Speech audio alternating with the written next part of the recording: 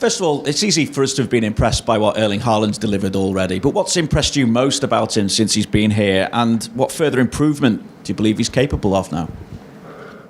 I think everyone talk a lot, so we are the light, and hopefully he feels good, comfortable being here. Is it his work ethic, though, as well, Pep? The fact that he's made this adjustment, I mean, what do you see within him day to day that has made that adjustment to Premier League football relatively straightforward, certainly from our point of view, anyway, looking at it? I have another opinion about that, so we didn't have doubts, and especially we are just 1 month or 1 month of competition, so many games still to come and many years, so still margin to improve, to be better player, and we are working on that. You've now got 6 games in 18 days as well. You've spoken of the need over that period to maybe rest Erling Haaland. I just wonder what you're seeing from Alvarez, that when it comes to that decision to rest Haaland, it'll be made that little bit easier because of what you're seeing from Alvarez.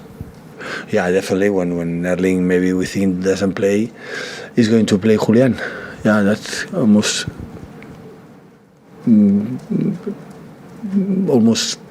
sure. What are those qualities that you're seeing from Alvarez that, as I say? We are, all of us, we are really impressed for the guy, for the pace, for the sense of goal, for the work ethic, yeah, for many things. You spoke again about Bernardo Silva after the weekend, seeing the importance that he has within this squad. Are you now at the stage where he, along with no one else, you can say, will be leaving before that transfer deadline, and in turn, what the likelihood is that you could further add to your squad before that deadline as well? With Bernardo, it's everything I've said many times, so how important it is for us, and just 1 or 2 days, finally, the transfer window will be over and everyone will be focused what you have to do. Can you categorically say no more business for yourselves? No, I don't know. I don't know what's going to happen. Just finally for me, Pep, obviously, when you look at the defensive record at the minute, I just wonder what concerns you have over the fact that you've trailed by 2 goals in 4 of your last 6 league meetings now, going back to last season, of course. Yes, we had to try to avoid it. In one term it's good, because in the past, in the last years, always when we were down, we were difficult to come back. Now we proved last season, this season we can do it, but we have to try to avoid it as much as possible, to go in vantage and try to handle or manage this situation. The positive is you've lost none of those 4 where you have trailed by 2 goals. Yeah, but it's risk. So one day we'll not be able to come back. Hi Pep, it's 7 years ago to the day since Kevin De Bruyne signed for Manchester City. There were some people who didn't think he would be a success here, but have you been surprised even yourself at just how much of a success he's been and how much he is important to this club?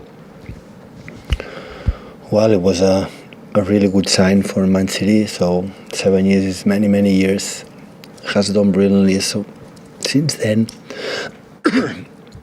before I came here, I knew it from Germany. I saw for him when I was in Bayern. He was in Wolfsburg, and many games I saw for him. And the light that how he has performed in this time.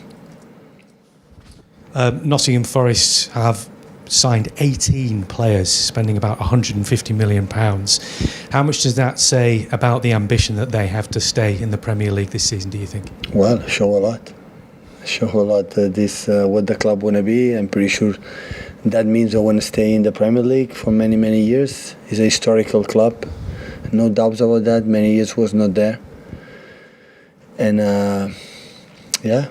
so it's a new team with the same style that last season, and it's another game at home without people. Try to do a good game.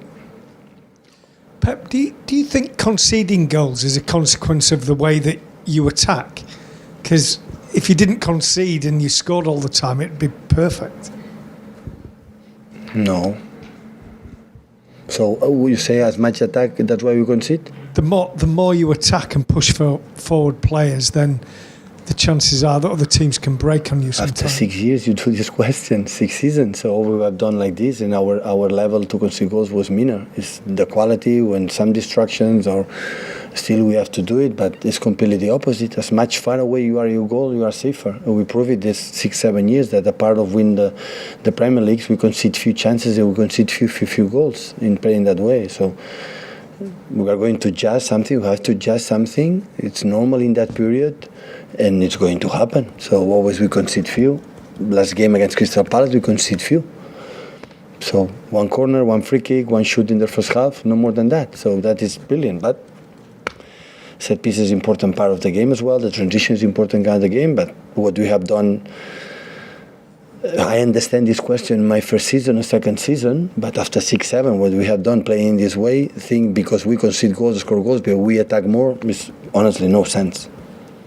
It just seems as though you've adjusted something and you are even more of an offensive threat. Does that mean that at the back there are issues that you have to address? There are things that are not Always we score a lot of goals, we concede few these years, otherwise we cannot win the Premier League, that's for sure. And now we are scoring, a lot of goals as well, but in the same time we are conceding a lot. And if we don't stop that, it will be difficult, because not all the time you can score 4 or 5 goals to win the game for 1 or 2 margins. So we have to be better in that situation, especially in 2 concepts like the opponents are so important and difficult is the transitions and the set pieces. And in that, if we don't control it, we are going to suffer. Hi, Pep. Back to De Bruyne. 7 years ago to this day, he signed for the club, but likes of Phil Thompson and Paul Merson said that the world is going mad with the transfer fee and it was bonkers. What do you say about that now, when you've seen him in City?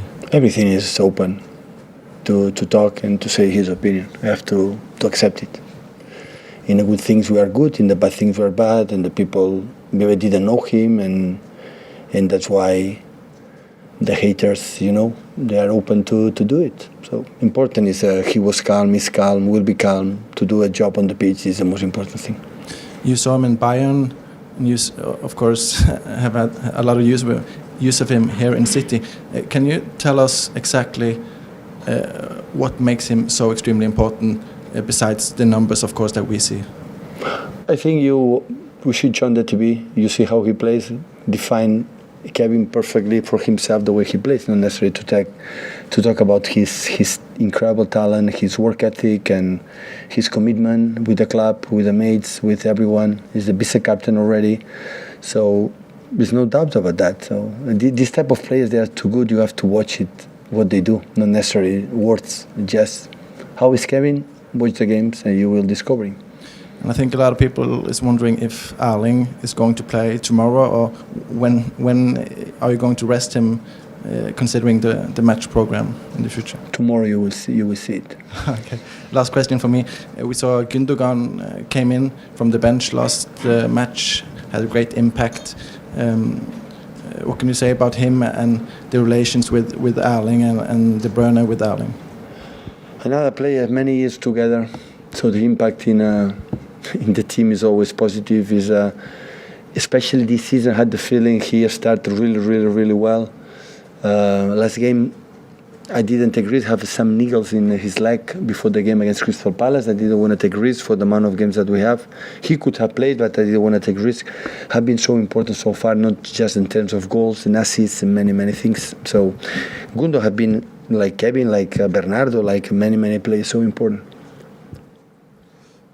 Well, Pep, just to follow up on what you were being asked about Julian, just basically because like in every minute that he's been involved, he's been great. And what's the thing that probably have surprised you the most since the first day that you had him? How good he is. I know him a little bit on TV, clips, games in River Plate. Surprised how good he is. Because I think that you mentioned like in the past seasons that Gabriel Jesus was like one of the best like strikers with the pressing and with the off-the-ball movements. But with what we have seen of Julian so far, like in Barcelona and in some games, he's like really good in the pressing as well. Do you think that he can reach that kind of level, of elite level, in that regard as well? Yeah, definitely. So humble and always positive, and every training session they give everything, and I like this type of players. And the impact was in pre-season, and now when he played the minutes in the competition, when he came in but in Camp Nou, who could do a hat trick without the problems. He was involved in 2 goals last game, always behind the close the balls, like to having a sense to be in the right position, the right moment. So when he dropped, he had quality to play. We are delighted. Thank you. I know the people are talking a lot, Erling, and we are pleased on that. But Julian is an exceptional player. Thank you. Embargo for 10:30 this evening, please, guys.